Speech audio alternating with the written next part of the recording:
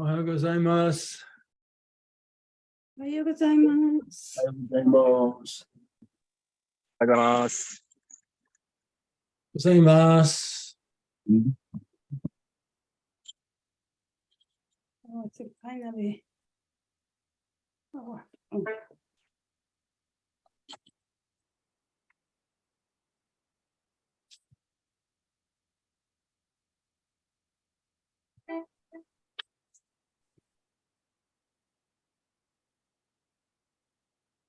できる？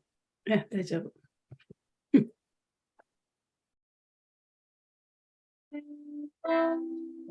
はい。まだ。まだ。もう少し。もうすぐ。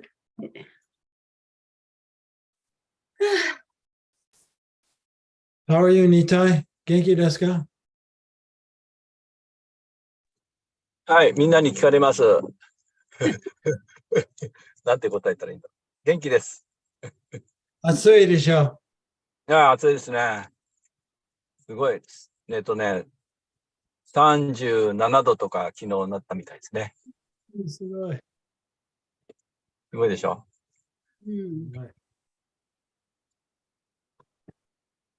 おはようございます。じゃあ始めましょうか。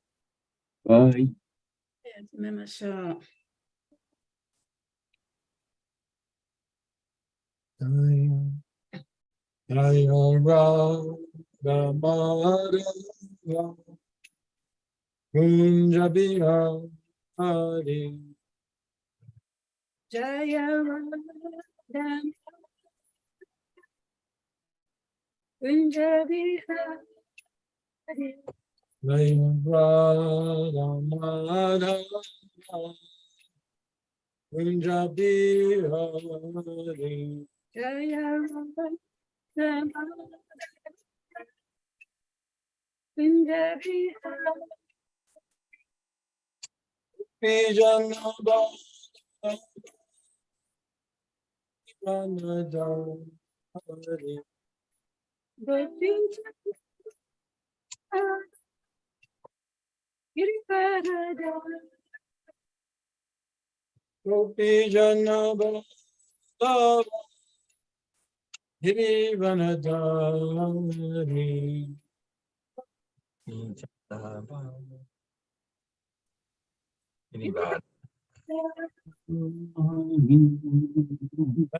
Nanandana Brajajana Rajana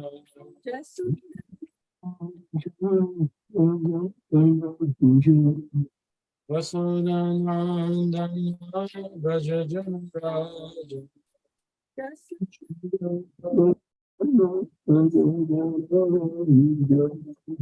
Natira Vanachari Natira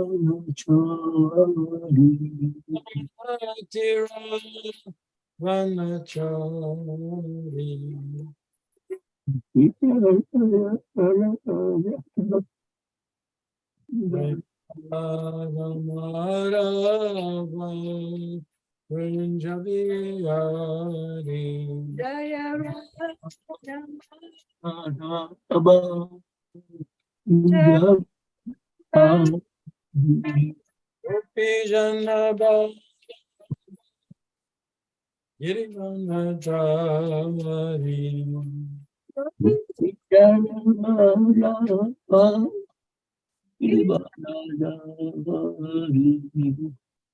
Yasanandana Brajajana Rajana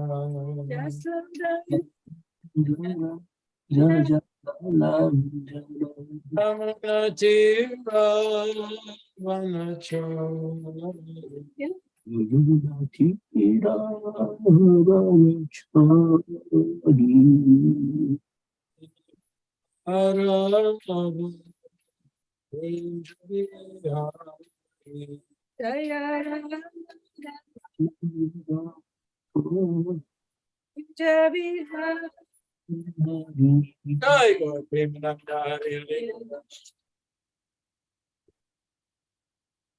Good morning to all the devotees in Japan.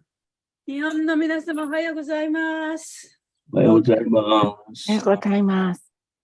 To our morning Bhagavatam. 皆さんのバガバタムクラスにようこそ。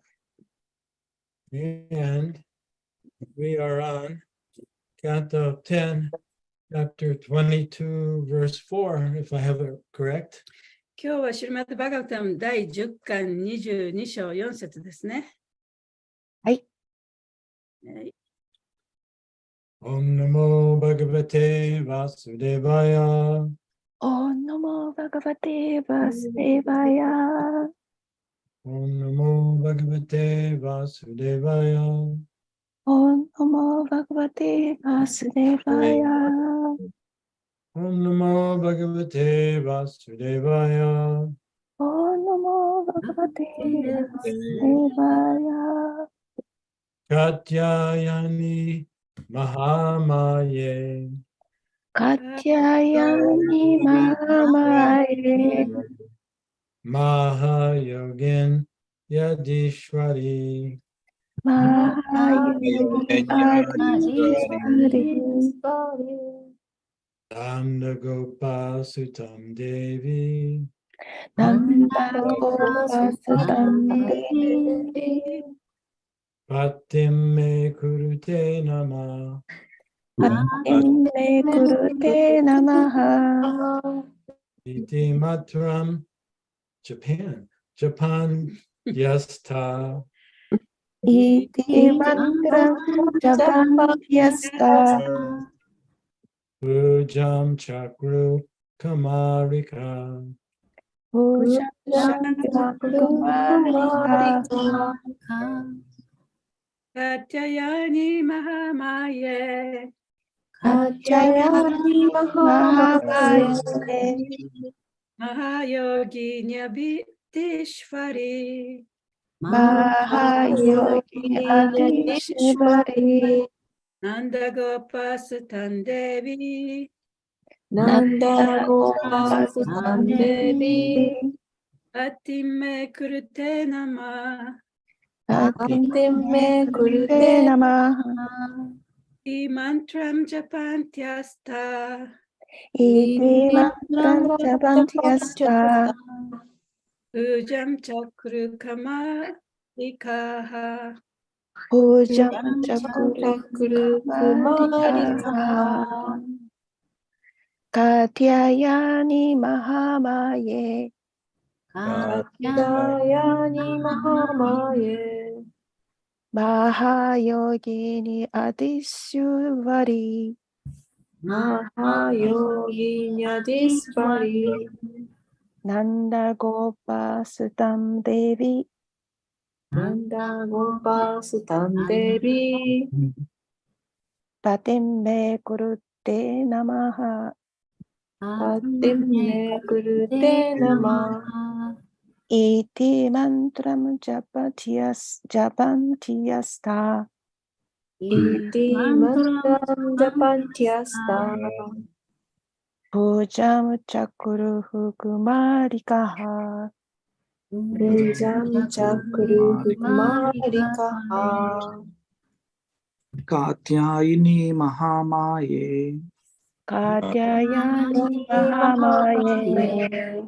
マハヨギニアディシュワリ。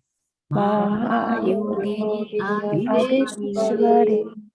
ナンダゴパスタンデビ。 ナンダゴパスタンデビ。 パティメクルテナマハ。 パティメクルテナマ。 イティマントラスジャパンティアスタ。 イティマントラムジャパンティアスタ。 オジャムチャクルクマリカイ。 プジャムチャクルクマリカハ。 カチャヤニマハマエ。 カチャヤニマハマエ。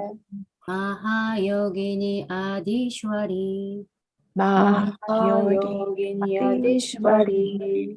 ナンダゴパスタンデビ。 ナナンダゴパスタンデビ。 パティメクルテナマハ。 パティメクルテナマ。 ナマハ。Iti mantram japantyastha. Iti mantram japantyastha. Ujang chakru kumarika. Ujang chakru kumarikaha. Katyayani mahamaye. Katyayani Yani mahamaye. mahamaye. Mahayoginya dispari. Mahayogini adishwari. Nanda gopastam devi. Nanda Namagopasatam Gopastam devi. Patim me kurute nama. Patim me kurute namaha. Iti mantram japantyastha. Iti Iti mantram mantram japantyasta. japantyastha. Pujam chakru kumarikaha. Pujam Ujang chakru chakru kumarikaha. kumarika.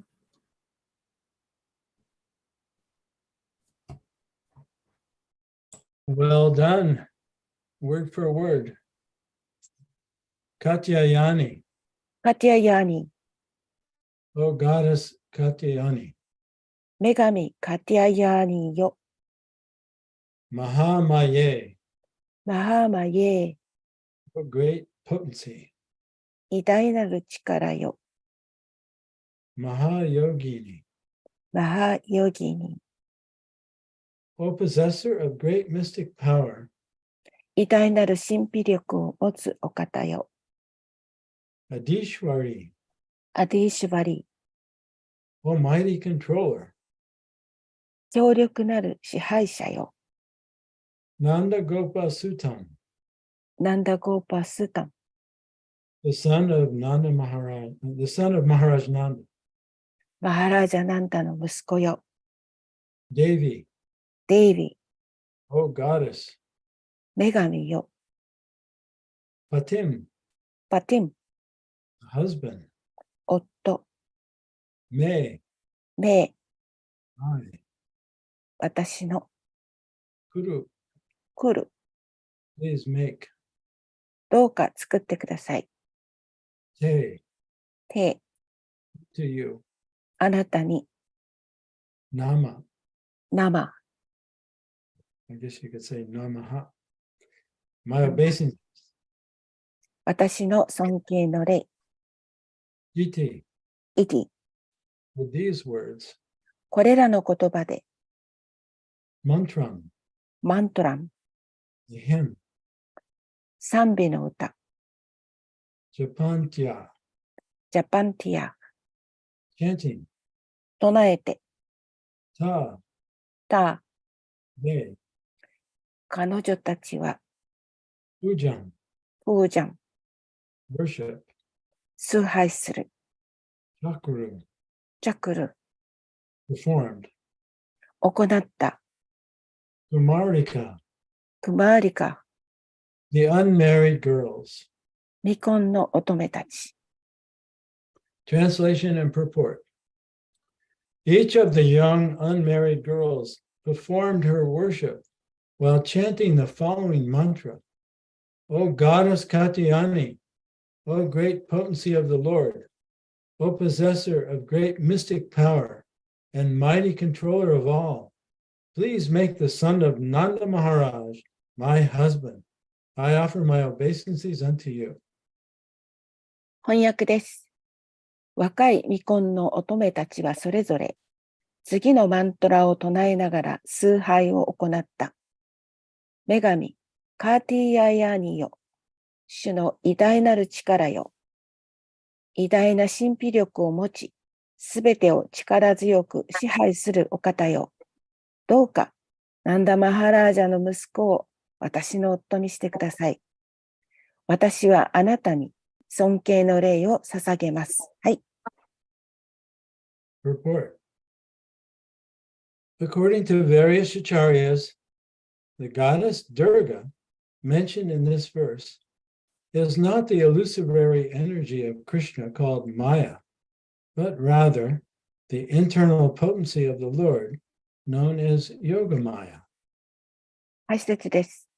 様々なアーチャリアによると、この説の中で示唆されている女神ドゥルガーとは、マーヤと呼ばれるクリシュナの幻想エネルギーではなく、むしろヨーガマーヤとして知られる主の内的エネルギーです。The distinction between the internal and external, or illusory, potency of the Lord is described in the Narada Pancharatra, in the conversation between Shruti and Vidya.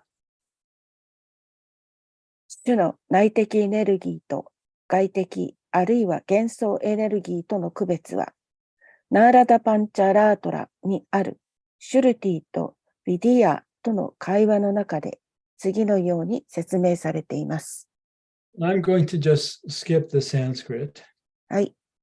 and just read the translation. サンスクリットもちょっとスキップして解説の方に行きます。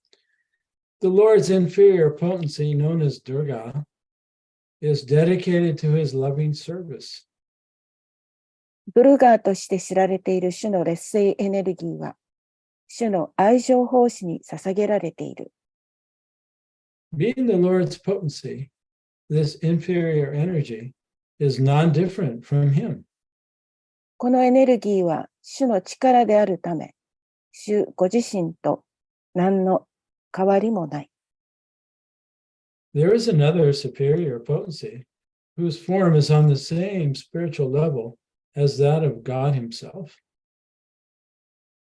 また、お姿が神ご自身と同じ精神的段階にある別の優れたエネルギーがある。Simply by scientifically understanding this supreme potency, one can immediately achieve the supreme soul of all souls, who is the Lord of all lords. この最高のエネルギーを科学的に理解するだけで、人はたちまちあらゆる魂の中の最高の魂、すなわちあらゆる主人の中の主人に到達することができる。There is no other process to achieve him. 主に到達する方法は他にはない。That supreme potency of the Lord is known as Gokulishwari, the goddess of Gokula. この最高の力は、ゴークラの女神であるゴークレーシュバーリーとして知られている。Her nature is to be completely absorbed in love of God, and through her, one can easily obtain the primeval God, the Lord of all that be. 彼女の性質は、神の愛に完全に没頭することであり、人は彼女を通して原初の神、これゴッドの方ですね。すなわち万物の主を容易に手に入れることができる。This internal potency of the Lord has a covering potency known as Mahamaya, who rules the material world. この内なるエネルギーには、物質世界を支配するマハーマーヤーとして知られる覆い隠す力がある。In fact, she bewilders the entire universe, and thus everyone within the universe falsely identifies himself with the material body. 事実、彼女は宇宙全体を当惑させ、故に宇宙内の誰もが自分自身を肉体であると誤って認識しているのである。From the above, we can understand that the internal and external, or superior and inferior, potencies of the Supreme Lord are personified as Yoga Maya and Mahamaya, respectively. 上記のことから、内的と外的、すなわち優勢と劣勢の思考エネルギーは、それぞれヨーガマーヤーとマハーマーヤーとして擬人化されていることが理解できます。The name Durga is sometimes used to refer to the internal superior potency, as stated in the Pancharatra. In all mantras used to worship Krishna, the presiding deity is known as Durga. ドゥルガーという名前は、パンチャラートラの中で、クリシュナを崇拝するために使われるすべてのマントラの中で、主催の神はドゥルガーとして知られていると述べられているように、内なる優れた姿を、力を指すのに使われることがあります。Thus, in the transcendental sound vibrations glorifying and worshiping the absolute truth, Krishna, the presiding deity of the particular mantra or hymn is called Durga. このように、特定のマントラや賛美の歌の主催神であるクリシュナは、絶対真理を賛美し崇拝する超越的な音響の中で、ドゥルガーと呼ばれているのです。The name Durga, therefore, refers also to that personality who functions as the internal potency of the Lord and who is thus on the platform of Sudasattva, pure transcendental existence. ですから、ドゥルガーという名前は、主の内なる力として機能し、純粋で超越的な存在である、シュッダサットバの段階にある人格のことも指しています。This internal potency is understood to be Krishna's sister, known also as Eka Namsa or Subhadra. この内なる力は、クリシュナの妹であると理解され、エーカーナンシャー、あるいはスバードラとしても知られています。This is the Durga who was worshipped by the gopis in Vrindavan. これがブリンダーバンのゴーピーたちに崇拝されているドゥルガーです。Several acharyas have pointed out that ordinary people are sometimes bewildered and think that the names Mahamaya and Durga refer exclusively to the external potency of the Lord. 一般の人々は当惑させられることがあり、マハーマーヤーやドゥルガーの名前はもっぱら主の外的エネルギーを指していると考えているのだと指摘しているアーチャリアもいます。Even if we accept hypothetically that the gopis were worshiping the external Maya, there is no fault on their part, since in their pastimes of loving Krishna, they were acting as ordinary members of society. ゴーピーたちが外的なマーヤーを崇拝していたという過程を、たとえ私たちが受け入れたとしても、彼女たちには何の罪もありません。なぜなら、彼女たちはクリシュナを愛するという遊戯の中で、一般の社会人として振る舞っていたからです。Srila Prabhupada comments in this regard, the Vaishnavas generally do not worship any demigods. このことに関して、シリラ・プラブパーダは次のように述べておられます。The Vaishnavas generally do not worship any demigods. 一般的にバイシュナバはいかなる神々をも崇拝しません。Srila Narottam Das Thakur has strictly forbidden all worship of the demigods for anyone who wants to advance in pure devotional service. Yet the gopis, who are beyond compare in their affection for Krishna, were seen to worship Durga.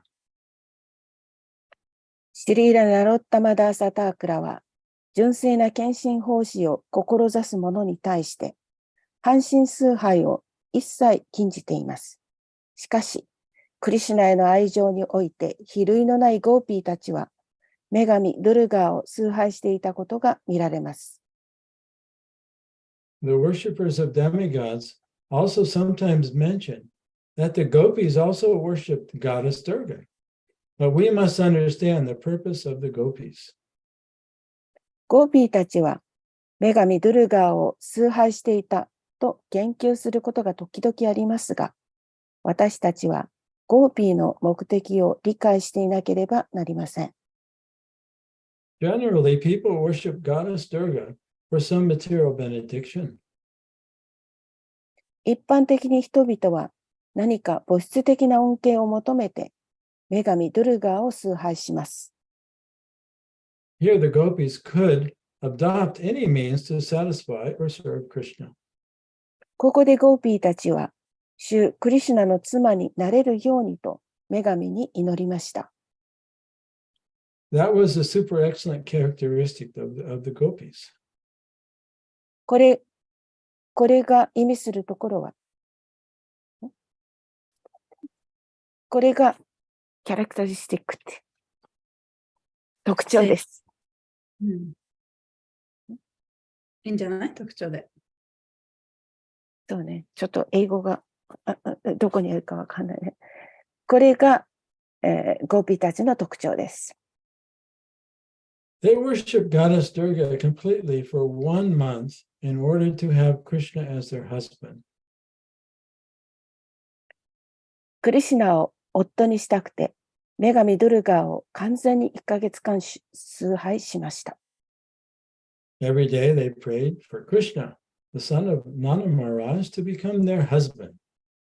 彼女たちは毎日、ナンダマハラージャの息子であるクリシュナが夫になってくれますようにと祈っていたのです。The conclusion is that a sincere devotee of Krishna will never imagine any material quality to exist in the transcendental gopis, who are the most exalted devotees of the Lord. この結論は、クリシュナの誠実な献身者は、主の最も卓越した献身者である、超越的なゴーピーの中に物質的な質が存在することなどとは、決して思ってもみないということです。The only motivation in all their activities was simply to love and satisfy Krishna, and if we foolishly consider their activities to be mundane in any way, it will be impossible for us to understand Krishna consciousness.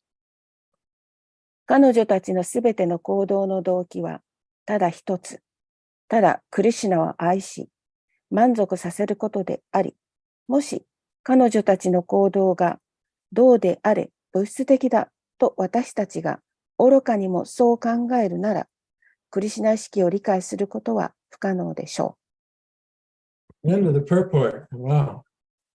解説終わります。なんか途中で私の目がどっかに行ったみたいで、すみませんでした。Om Aganata Mirandasha Gananjana Salakaya Chaksun Militam Yena Tasmai Shri Gurave Namaha Namo Vishnu Padaya Krishna Prastaya Bhutale Srimati Bhakti Vedanta Swamini Kinamine Namaste Saraswati Devi Gauravani Pacharane Vishesha Sunyavadi Paschatya Deshatarine Jai Shri Krishna Chaitanya Prabhu Nityananda Shri Advaita Gadadhar Shivasari Gaur Bhaktavinda Hare Krishna Krishna Krishna Hare Hare Hare Rama Rama Rama Hare Hare Vanchakapatarubhyascha Kripa Sindhubhya Evacha Pratitanam Pavanebhyo Vaishnavebhyo Namo Namah. May all living beings be happy. すべての生命体が幸せでありますように。May all living beings be free of suffering. すべての生命体が苦しみから逃れられますように。And may all living beings awaken and discover their true self and their relationship with their eternal Lord and Master, Lord Sri Krishna. すべての生命体が目覚め、彼らの永遠なる主であるクリシュナとの関係の中での本当の自分を見つけることができますように。Hare Krishna. Hare Krishna. So, in this chapter, it's recounting the story of the unmarried gopis taking a vow to worship Katyayani, or Goddess Durga, in order to get Krishna as their husband. このお話の中で、未婚の女性たちがそのクリシュナと結婚できるようにと、女神カティヤニにお祈りをしているという場面ですね。Yeah, so in order to fulfill this vow, they engaged in certain austerities and activities every day for 1 month. で、この誓いをするために、満たすためには、1ヶ月間、あるその規則に従ったり、修練をしなければいけません。Yeah, so the main I guess the main activity of their vow was to chant this mantra. で、その、誓いで何をしなきゃいけないかというと、主だったものは、このマントラを唱えるということなんですね。O goddess Katyayani, O great potency of the Lord, O possessor of great mystic power and mighty controller of all, please make the son of Nanda Maharaj my husband. I offer my obeisances unto you. Is this one here? It's this one here.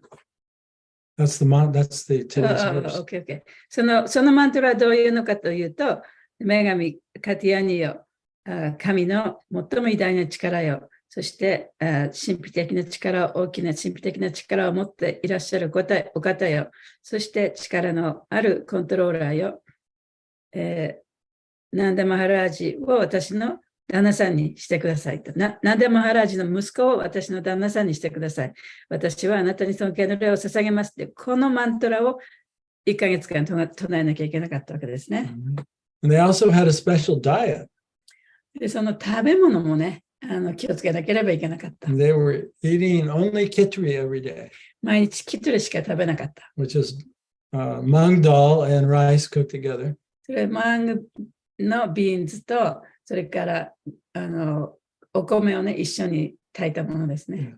But there was no ghee inside. で、ギーも使ってません。No spice. スパイスも使ってません。Now, personally, when I have a khichdi, I love to put lots of ghee on it. で、私がそのキチュリを食べるときにはたくさんギーを入れてね、作って食べるのが好きです。And eat it with a popper. で、そのパパダンっていうね、おせんべいみたいなのがあるんですけど、それで一緒に食べるんですね。And maybe a little mango chutney. で、ちょっとマンゴーのチャトニーと一緒に食べます。But that's not how they were eating khichdi. It was just plain, absolutely plain khichdi. しかし彼女たちが食べていたのはそういう豪華なキトリではなくて、もう本当にプレーンの何も入ってないキトリを食べてたんですね。Yeah, so they had a very strict diet. でそういうふうに非常に厳格なダイエットをしていました。And they were meditating on this mantra. そしてこのマントラに瞑想をして、And they were praying to Goddess Durga to fulfill their desire. そして女神ドロガに自分の願いが叶うようにと祈っていました。And now in the story here, they're at the bank of the Jamuna. で、この話の中では彼女たちはそのヤムナ川のほとりにいたんですね。And they're naked. で、何も着てない裸のままです。And they're taking bath. そしてそこで沐浴をしてました。Yeah, so that's another important part of worship and ritual is to begin your ritual and end your ritual with a bath. でそうやってその儀式をする際に、まず最初にその沐浴をしてその儀式を始め、そして最終的に沐浴をして儀式を終わるっていうのが大切な規則でもありました。Yeah. So the acharyas are very concerned that if a mundane person reads this verse, they'll misunderstand it. でアチャーリアたちはもしその俗的な人がこの説を読むと、これをきっと間違えて理解するだろうというふうに思っていました。And they're also concerned that devotees will also misunderstand it and misunderstand the gopis. で、ディボーティーたちもまたそれをちょっと間違えて理解し、そしてゴーピーのことを誤って考えてしまうかもしれないということに、というふうにも思っていました。They'll misunderstand that the gopis are the most exalted devotees of Krishna.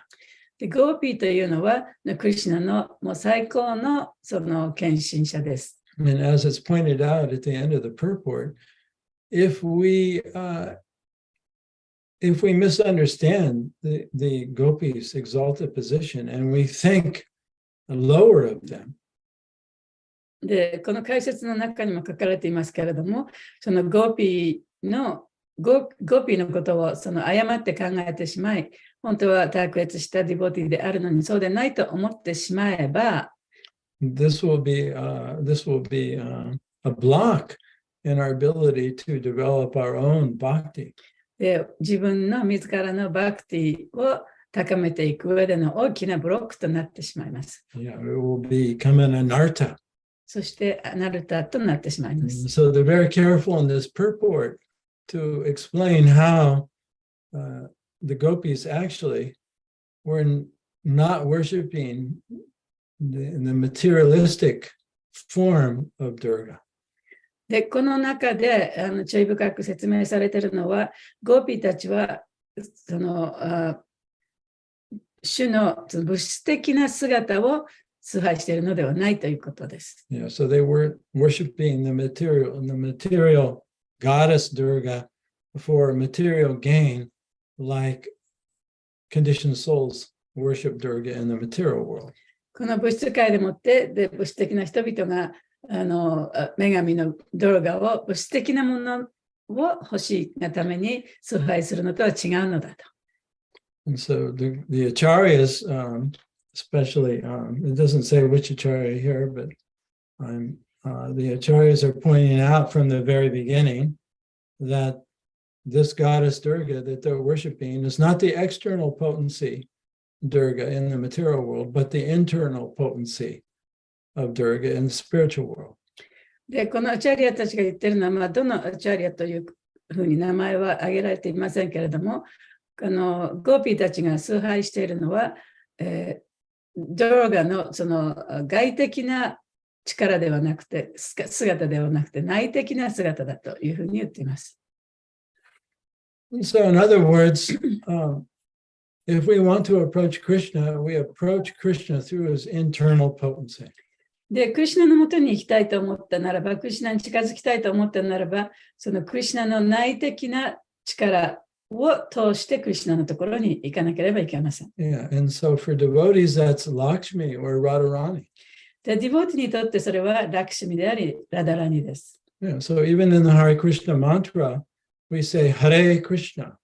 で、ハレクリシュナのマントラの中でさえも私たちはハレクリシュナと言いますね。We say Hare Rama.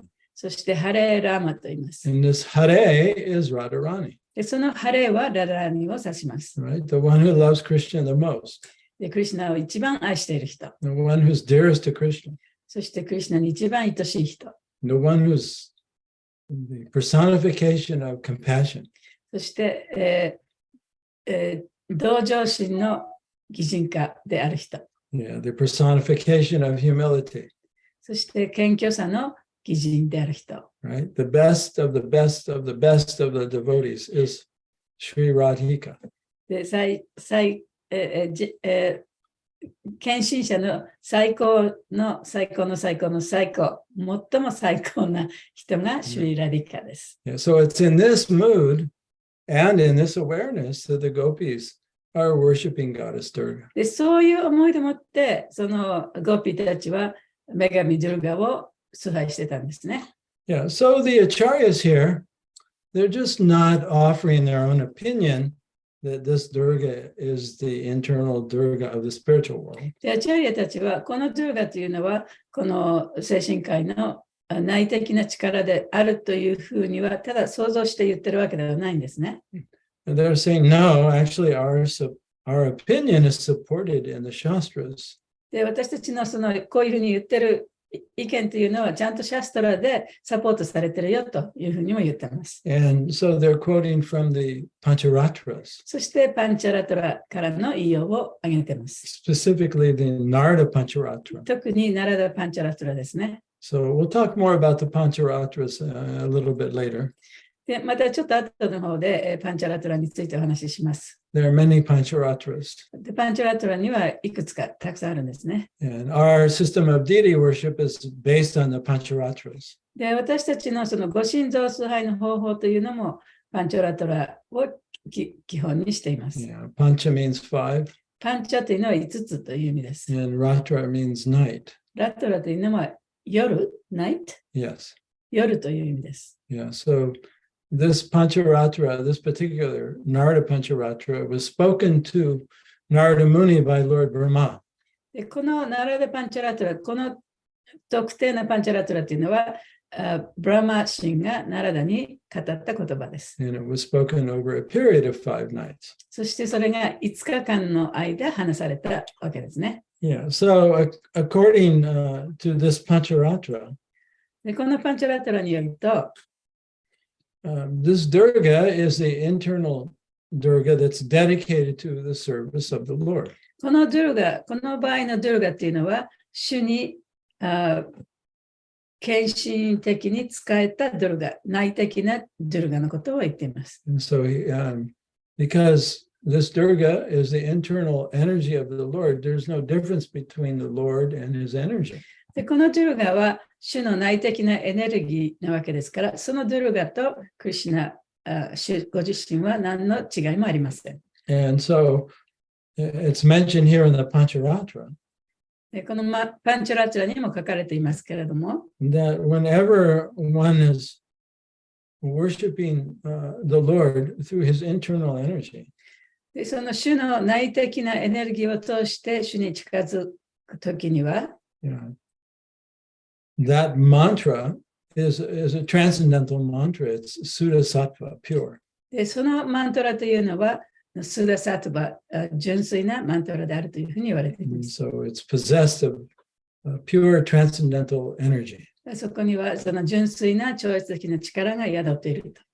Yeah, so that's the first point that the acharyas want the general devotees to understand when they read this verse. で、この説を読んだときに、普通の、一般の献身者に理解してもらいたいのはそのことだというふうにアチャリアたちは言っています。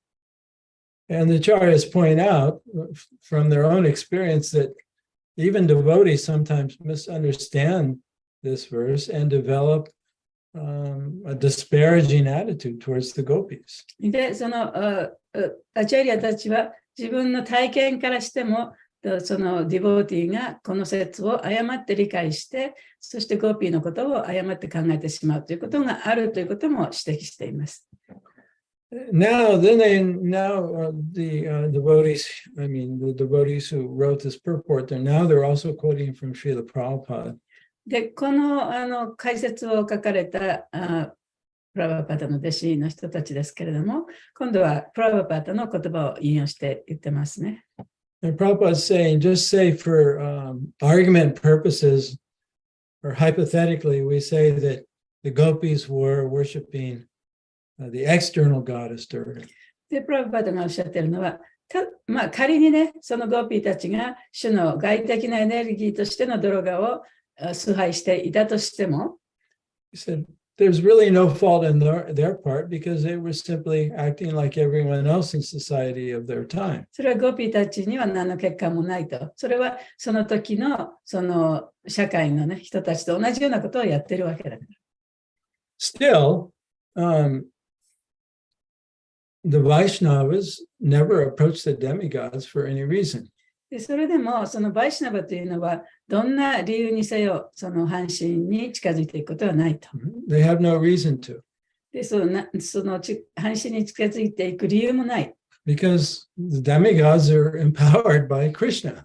というのは、半身たちはクリシュナによって力を与えられた人たちだからです。Narottam Das Thakur, he also stresses this point that devotees, Vaishnavas never worship the demigods. でナルタムダスタクラもそのディボーティは、その決して半身を崇拝することはないというふうにも言っています。So devotees may get confused. It seems contradictory. で、ディボーティがそれを聞いたときにちょっと矛盾していると思われる方もいるかもしれません。Great acharyas like Narottam Das Thakur stress that Vaishnavas don't worship the demigods. です。その非常に偉大なね、アチャリアであるナルタムダスタクーラが、バイシナバは決して半身を崇拝しないと言ってるのに、And so devotees may wonder, well, then why are the gopis じゃあなんでゴーピー worshiping がその Durga? ドゥルガをね、礼拝しているのかというふうに思われる人もいるかもしれません。And therefore, the acharyas have taken time to point out that the gopis were not actually worshiping the mundane form of Goddess Durga. They're worshiping the spiritual form of Goddess Durga, the internal energy of the Lord. で、そこでアチャリアたちはちゃんと時間を割いて私たちにこういうふうに説明してくれてるんですね。ゴーピーたちが崇拝しているのは、その主のドルガのその外面的な姿ではなくて、ドルガの内面的な姿を崇拝しているんだ。And so I think it's helpful for us to read this last paragraph of the purport again. That gives us this conclusion that ties all these strings together. で、この解説の中の一番最後のところで、そのいろいろ説明したものをこう、要約して言ってるようなところがあるので、そこの最後のところね、もう一回読んでいただけますかね。So the conclusion is that a sincere devotee of Krishna will never imagine any material quality to exist in the transcendental gopis who are most exalted devotees of the Lord. マンガラちゃん。はい。一番最後のマンガラちゃんじゃない。ところですね。最後のところ読んでください。はい、彼女たちのすべての行動の動機は、ただ一つ、ただクリシュナを愛し、満足させることだけであり、もし彼女たちの行動がどうであれ物質的だと私たちが愚かにもそう考えるなら。ごめんね、一番最後のところです。The conclusion is っていうところです。あ、conclusion is。はい。この結論は、クリシュナの誠実な献身者は、主の最も卓越した献身者である超越的なゴーピーの中に物質的な質が存在することなどは決して思ってもみないということです。The only motivation in all their activities was simply to love and satisfy Krishna, and if we foolishly consider their activities to be mundane in any way, it will be impossible for us to understand Krishna consciousness. 彼女たちのすべての行動の動機はただ一つ、ただクリシュナを愛し、満足させることだけであり、もし彼女たちの行動がどうであれ、物質的だと私たちが愚かにもそう考えるなら、クリシュナ意識を理解することは不可能でしょう。はい。Yeah, so this is the reason the Acharyas have taken a lot of time to comment on this verse. だからこそ、このアチャリアたちがもう大変な時間を割いて、この説の注釈をつけてくださったんですね。So that we don't misunderstand or misinterpret the gopis' actions and consider them to be like materialistic devotees or something like that. で、そのゴーピーたちのその行為を見て、ゴーピーたちはその物質的な人だっていうふうに思わないようにね、こういうふうにちゃんと説明してくださってるんですね。So I also thought, since they're quoting the Pancharatras here, that it might be helpful for us just to speak a little something about the Pancharatras. で、この説の中でパンチャラトラっていうものが出てきますけれども、そのことをちょっと説明しようかと思います。Yeah, so just like there's 108 Upanishads, there's 108 Pancharatras. で、ウパニシャドも108個、108節あるんですけれども、パンチャラトラも108あります。Yeah, and particularly the Vaishnavas, starting with the Sri Vaishnavas, they put a lot of emphasis on the Pancharatras. で、特にシュリー・バイシナバは、このパンチャラトラというものに非常に重きを置いています。Yeah, so this particular Pancharatra, the Narada Pancharatra, is, like I said before, it's taught by Lord Brahma to Narada Muni, his son. このナラダ・パンチャラトラというのは、シュ・ブラマ神が息子であるナラダに語った言葉ですね。Yeah, so in this Pancharatra, it's said that one time there were two demons. でこのパンチャラトラの中で言ってるのは、ある時に、2人のその悪魔がいたと。Yeah, one's name was Madhu. 一人はマドゥ。And the other one was Kaitava. もう一人はカイタバ。And という名前です。they stole the Vedic knowledge from Lord Brahma. で、彼らがそのブラマ神からベーダの知識を盗んでしまった。It's kind of like going into someone's computer software and taking out that information. ちょっとコンピューターに行ってね、そのいろんなインフォメーションを盗むようなものですね。So Lord Narayan had to teach Brahma again. だからシュナラヤンがまたブラマに再び教えなければいけなかった。You see, originally Narayan, he enlightened Brahma from within his heart and gave him all Vedic knowledge, right? で、オリジナルはね、最初はそのナラヤンがそのブラマの心の中に入って、そしてそのいろいろなことを教えてくださった。心の中から教えてくれた。Yeah, he gave him an instant download of そうやっ knowledge. てもうインスタントダウンロードしてくれたわけですよね、その知識を。But Madhu and Kaitava got in there and took out the しかし、マドゥ Vedic とカイタバがそこに入っていって、その知識を盗んでしまった。So Narayan had to reteach Brahma the Vedic knowledge, and he did that in 5 nights. で、ナラヤンがそのブラマ神にその知識をまた再度ね、与えなければならなかった。それが5日間の夜かかったということなんですね。Yeah, so within this Narada Pancharatra is a lot of information about deity worship and how to make deities, how to worship deities. でこのナラダ・パンチャラタラの中には、そのご神像崇拝のことがたくさん書かれていて、どういうふうに神像を作るのか、どのようにご神像を崇拝するのかというようなことがたくさん書かれています。Yeah, so in our movement, a lot of our practices that we perform in deity worship are actually coming from this Narada Pancharatra. ですから私たちの運動の中ではこのご神像崇拝のさまざまな方法とかね、意味合いとかっていうものはこのナラダパンチャラトラから来ています。Yeah, so like I said before, in total there's 108 Pancharatras. 前にも言いました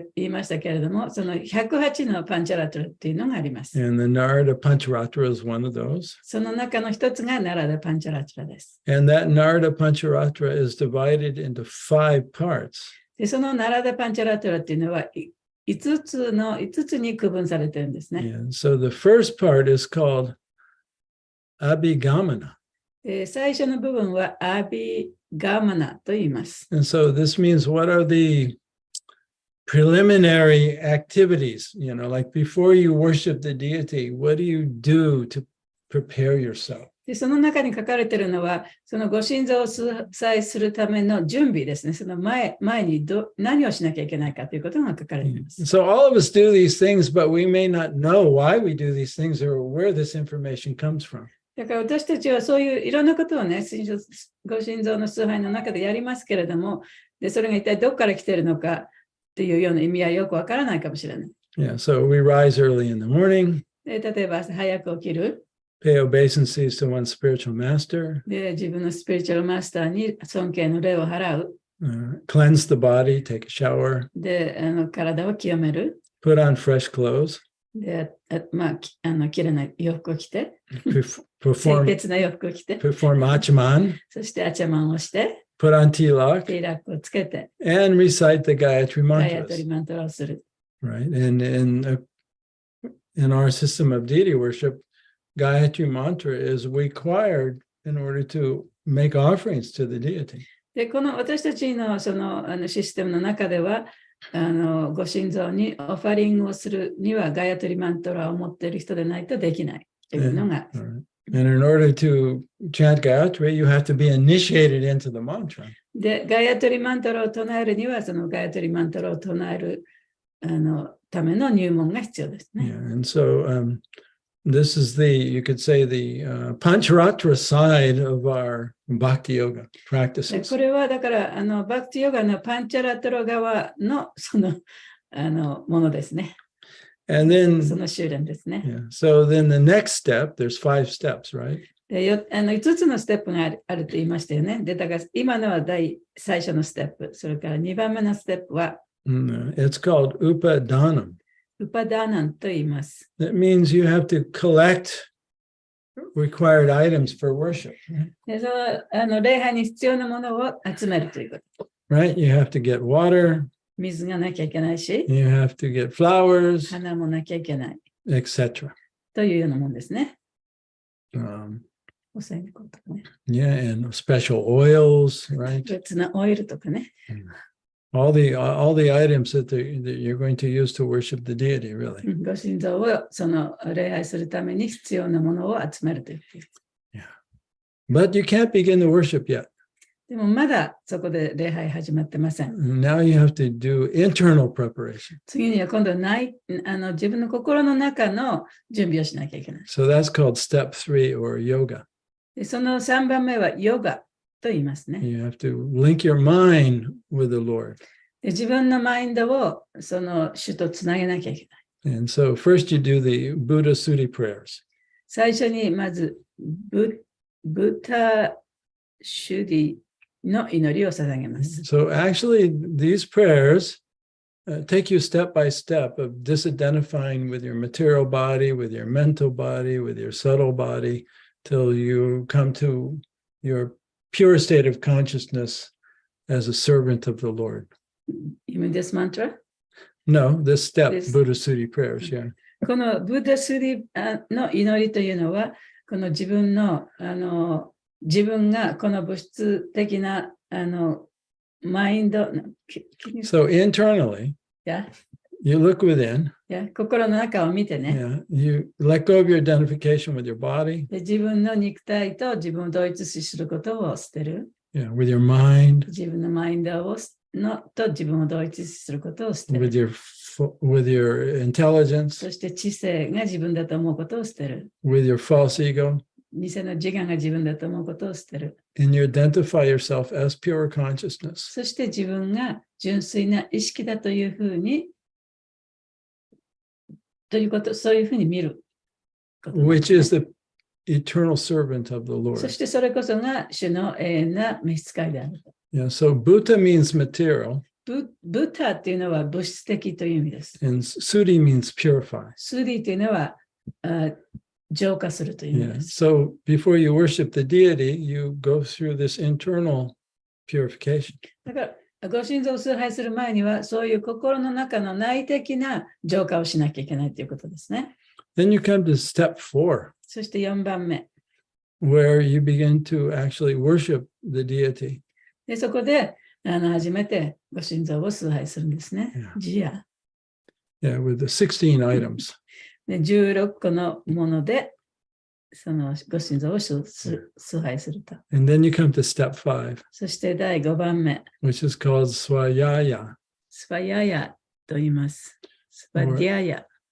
or where you meditate again, で、そこでもってもう一回また瞑想するんですけど、 and you begin to cultivate an attitude or a feeling of devotion, でそこでその敬愛の気持ちを高めていく。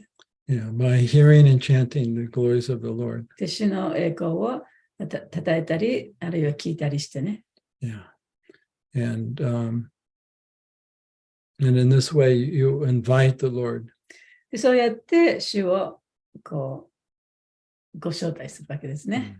As you're worshiping the Lord with all these items. で、そういういろんなもので主を礼拝するわけですけれども、そうやって主をお迎えするわけです。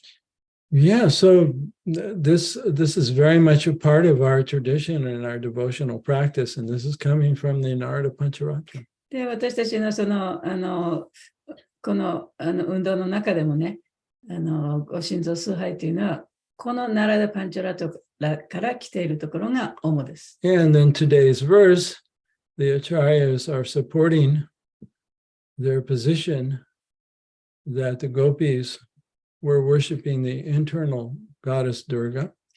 で、今日の説の中では、アチャリアたちは、ゴーピーたちは、そのドルガの内的なエネルギーを崇拝しているというふうに言っています。 Right? And they give proof, scriptural proof, そして、その文献の証拠をね、ここで挙げてますね。 and they're quoting from the Narada Pancharatra. そして、ナラダパンチャラトラからの引用でもって、それを確証しています。Okay, any questions or comments or reflections? 質問とか、感想とかありますか？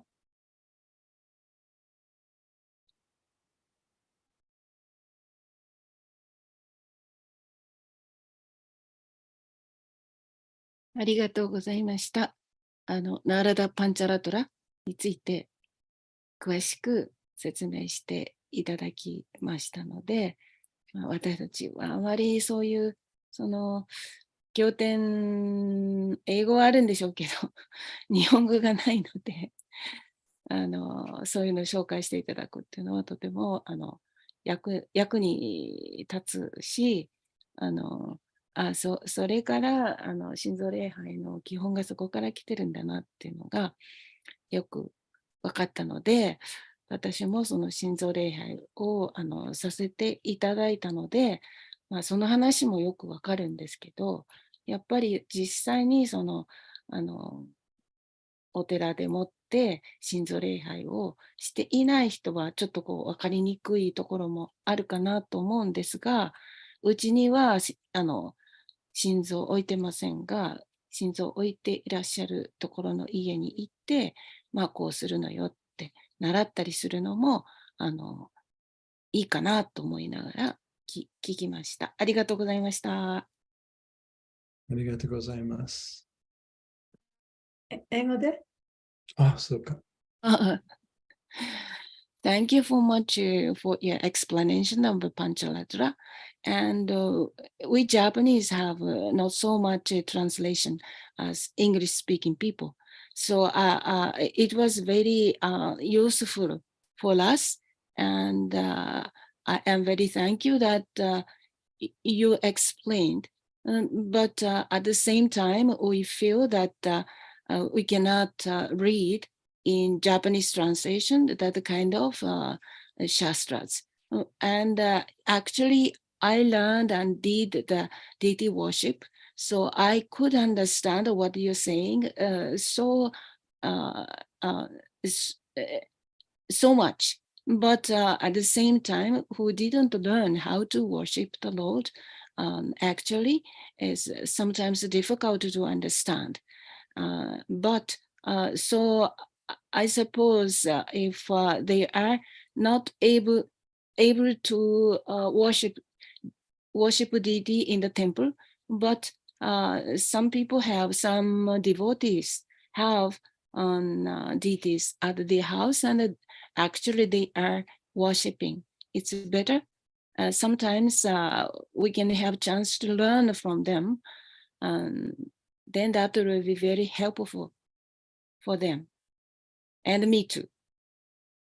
ありがとうございました。ありがとうございます。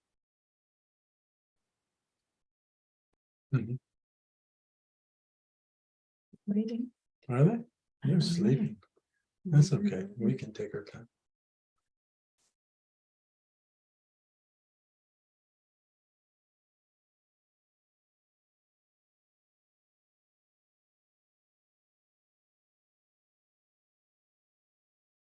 Ah.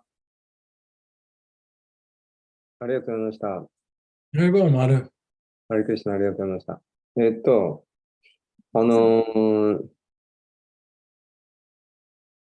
日説明してくださったのが、この一つの道で、確か僕らはこう、二つの両輪、なんか確かプラパダがこう、なんか電車の両輪にこう、例えたと思うんですけど、一つがハレクリシナマントラを唱えるっていう、そのバガバットマルガっていうのと、で、もう一つがこのなんとかマルガで、それがこの DT オシックなんでしたっけ？ちょっと忘れちゃったんですけど。Explain that we have two wheels. One is Bhagavad Marga. Two rails. Two Like if you're a rails. train and it goes on two rails. レールね。レールですね。はい。And so the main rail is the Bhagavat Vidi. 一つはバガバッヴィディというもので The す。path of hearing and chanting. それはその聞いたりね、主のことを聞いたり唱えたりすること。 The 9 processes of devotional で、献身 service. 奉仕の9つの方法ですね。 And the other rail is called Panchara Treki Vidi, もう一つはパンチャラトレキヴィディというレールです。 or the path of deity worship. それがご神像崇拝の道ですね。 And the acharyas say that Jiva Goswami says, and Prabhupada says too, that the path of deity worship is not meant for this age. で、プラバパートもおっしゃってるし、ジバゴスワミも言ってますけれども、この心臓崇拝な道っていうのは、この時代にとっていいものではないと。And it's not absolutely required. そして、絶対にそれが必要なものでもない。Yet it's very helpful. しかし、それはとてもその助けになるものだ。Especially if one is very materialistic and influenced by ignorance and passion. 特にその劇場の様式や無知の様式に影響されているその俗的な人にとってはね。Yeah, all the regulations to perform deity worship, right? っていうのはそのご神像崇拝するためにはさまざまな規則があるわけですよね。Doing every day, taking で bath, 毎日ね、沐浴をしたり、いろんなこの規則に従っていかなきゃいけない。chanting Gayatri, doing Buddha Suri で、 prayers. ガヤトリをしたり、ブッダスリプレイヤーを祈りの言葉を言ったり。These practices help purify and support one's main activity of hearing and chanting. で、そういう修練をすることが、私たちの主だった道である、この、聞いたり、唱えたりすることの大きな助けとなるということですね。So initiation is actually part of the Pancharatraki Vidi. だから入門もそのパンチュラトラキヴィディの一つなんですね。There's no initiation in the Bhagavad Vidi. バガバットヴィディの中にはその入門は含まれていません。Yeah, so we kind of practicing both. だから私たちはその2つをね、同時に修練してるわけですけど。But our main emphasis is upon hearing and chanting. でも一番大切な主要なものというのはその聞いたり唱えたりすることですね。So it can be confusing. ちょっとね、ちょっと困惑するかもしれませんけど。ありがとうございました。Did I interrupt you, Madhu, or did you have more to say? はい。マドさん、もっと何か言いたかったですか？サチャデバ途中から。片っぽがそこがちょっとはっきり覚えてなかったので、パンチャトリカビディっていうと、バガバットビディっていう。Remember the other one.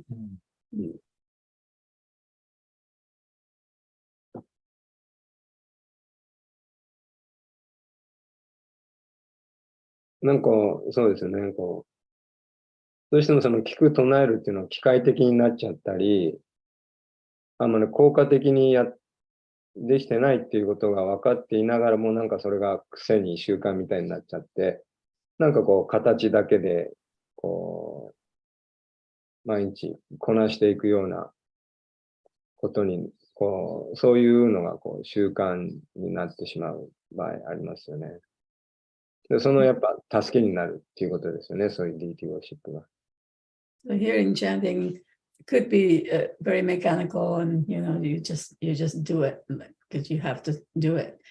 But when you have a deity worship, could help you make the hearing and chanting a little bit more, involved. Effectively. Yeah, because it's more in the mode of goodness, so it prepares your mind for hearing and chanting. でご神像を崇拝するということはやっぱり徳の様式にあることだから、聞くとなるということをやっぱりそれの助けとなるようにマインドが浄化されていく。Otherwise, if our mind is all agitated and jumping around, it's really hard to chant, actually. で、唱えることでも聞くことでもね、そのマインドが非常に動揺していろんなことを考えながらやってると、やっぱりちゃんとできない。Of course, deity worship can also become mechanical. もちろんね、そのご神像の崇拝だって機械的にやってしまうようになることもありますけれども。あれのことですよね。Not only that, if you just have deities, right? But you don't worship them according to the rules and regulations, then it becomes an idol worship. it almost becomes counterproductive. で、そればかりか、ちゃんとその規則とか、自分を浄化するとか、そういうことに従わずに、ただただそのご心臓だけをね、崇拝すると、それは偶像崇拝になってしまう。でそしたらもうね、全然逆じゃないですか。はい。ありがとうございます。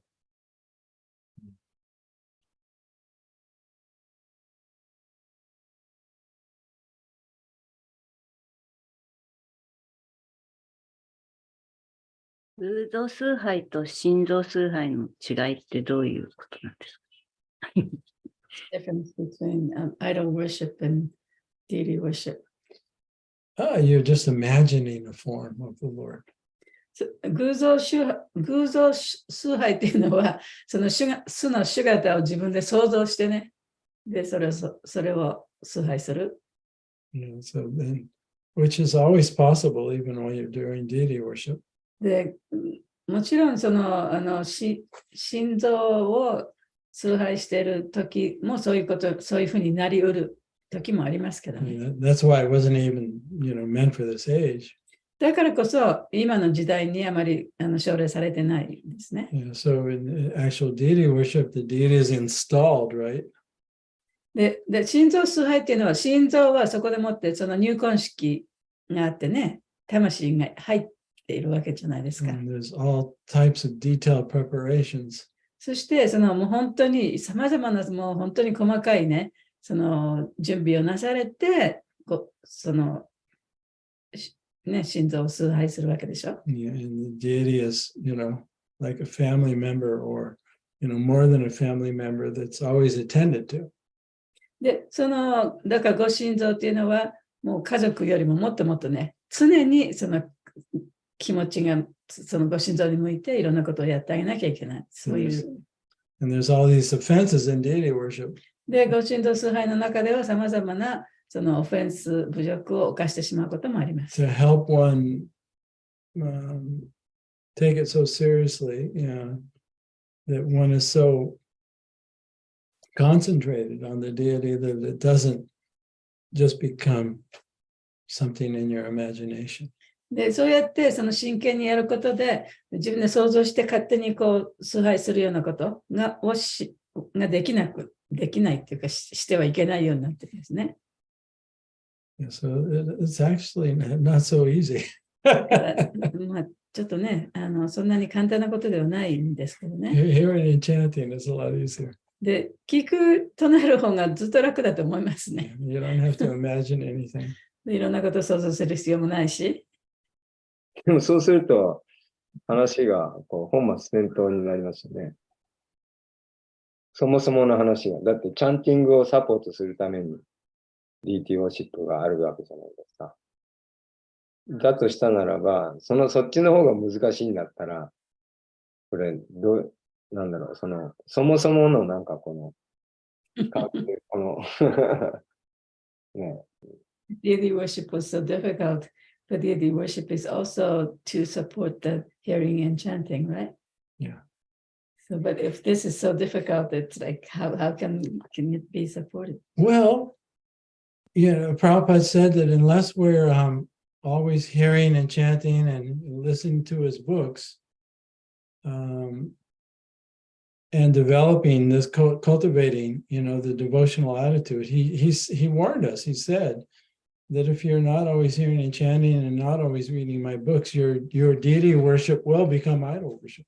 で、プラブパードが私たちに忠告なさったことはね、そのヒアリング、聞いたり唱えたりちゃんとして、そしてプラブパードの教えをちゃんと聞いている、そういうことをしなければ、そのご心臓崇拝も偶像崇拝になっていってしまうよっていうような忠告をなさってくださった。So at least, when I was here and when Prabhupada was here, devotees didn't have home deities. で、昔はね、プラブパードがいらっしゃった頃、最初の頃はね、自分のお家にそのご心臓があったなんて人はあまりいなかったんですよね。And the only installed deities were in the temple. で、その入魂されたご神像だけがテンプルにいらっしゃった。Worshipped by second initiated そし Brahmins. て、その2度目の入門を受けたブラマンだけがそれを崇拝することを許されてた。And there was an attempt to keep it to a very high standard. で、そういう中で、やっぱりすごい、そのハイスタンダードでもって、ご神像を崇拝するということが求められてたんですね。So that it wouldn't become idol worship. で、そうすることによって、それが偶像崇拝にならないように。It's kind of an experiment, really. ということで、なんかこう、相乗、結果的にはその両方が補完し合ってるっていうか、相乗効果っていう感じですよね。So as a result, I guess both kind of help each other. Yeah. Yeah. はい、ありがとうございます。あ、というか、僕の質問じゃなかった。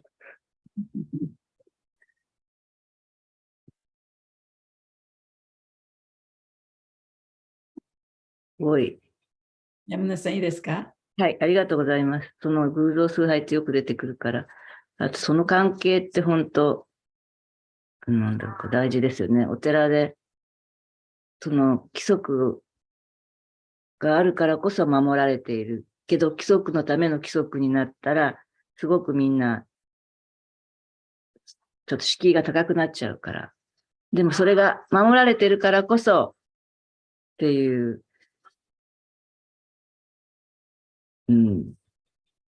そこをすごく認識しとかないと、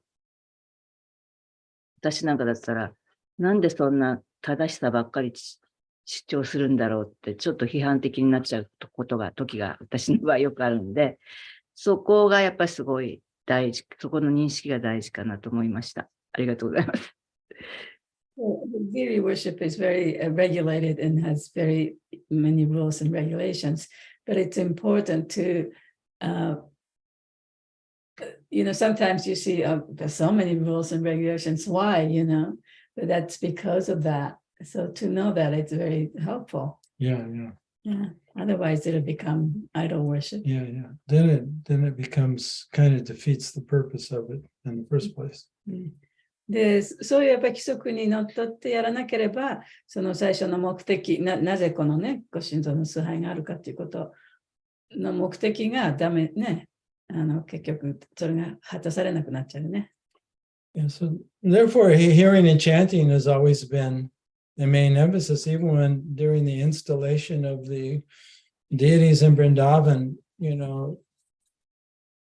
Prabhupada specifically commented that everything begins and ends by hearing and chanting, and that should be the main emphasis. で、プラブパドは、ブレンダーベンの、お寺のね、ご神像の入婚式をした時も、すべてはね、聞く、唱えるということから始まって、聞く、唱えることから終わる、このご神像が、例えばここにいらっしゃったとしてもね、それが大切だよっていうようなことを私たちに忠告してくださいましたね。あと、個人差もありますよね。ある人はすごく DT ウォーシップすることがすごく幸せだと喜びを感じるし、ある人は聞いたり唱えるということがに惹かれる人もいるし、その個人差もやっぱありますよね。Very individuality as well, because some people are attracted to one way or the other. Yeah, exactly.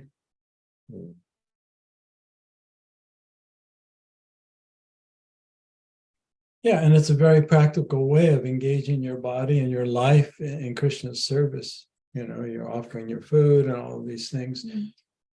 で、例えばね、その食事を捧げたりいろいろするわけですけども、非常に実践的なね、その方法でもありますよね。However, in the West, it's much more difficult to apply than outside India. 西洋の国々ではね、やっぱりちょっとインドなんかに比べると、そういうような仕方の礼拝の仕方っていうのは難しいかもしれない。I'm much more in favor of kirtan halls. キルタンでね、キルタンをした方がもっとポピュラーですよね。Yeah, and maybe one or two temples here and there that people can go to. で、そのまあ人々が行けるね、お寺、素晴らしいお寺が1個2個あったぐらい。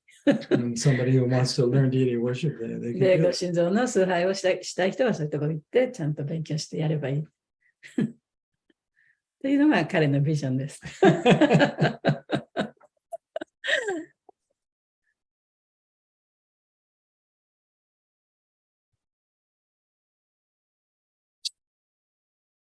All right, so I guess we'll see you all next week.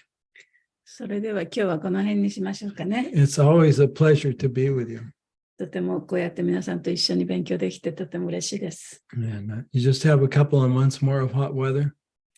で、そうそう、日本はまだね、暑い日が続くと思いますけど、頑張ってください。頑張ってください。サンフランシスコは、季節はどうなんですか、今。涼しい、涼しい。 Yeah, we have just a little bit of fog, ちょっとね、霧がかかってね。 but as soon as you go away from here, it's very hot. サンフランシスコからちょっと内陸に入るともう100度だから30何度ぐらいになるね。 But it's dry heat. It doesn't have でも the 日本みたい humidity にね like 蒸し暑 Japan. くはないんですよね。雨降らないから非常に乾いた暑さですね。 But the East Coast is just like Japan. 東海岸の方は日本みたいですけどね。サンフランシスコは快適な18度から20度ぐらいね。毎日毎日。いいですね。それはいいけど、やっぱりね、人間がね、ドライになる。あ、そうなの。私はそう思うね。情緒が出なくなってくるね。私は大好き。じゃあ日本人は too much wet なんですね。日本人はほら田村さんがウェットだからいいんじゃないですか、ちょうど。いろいろなものがさ、あるからこそ、情緒的じゃない。My body can't take it. You know, I need a Japanese body for this and for them.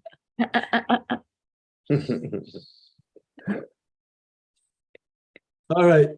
Hare Krishna. ありありがとうございます。Thank you very much. ありがとうございました。来週もよろしくお願いします。ハリークリシナ。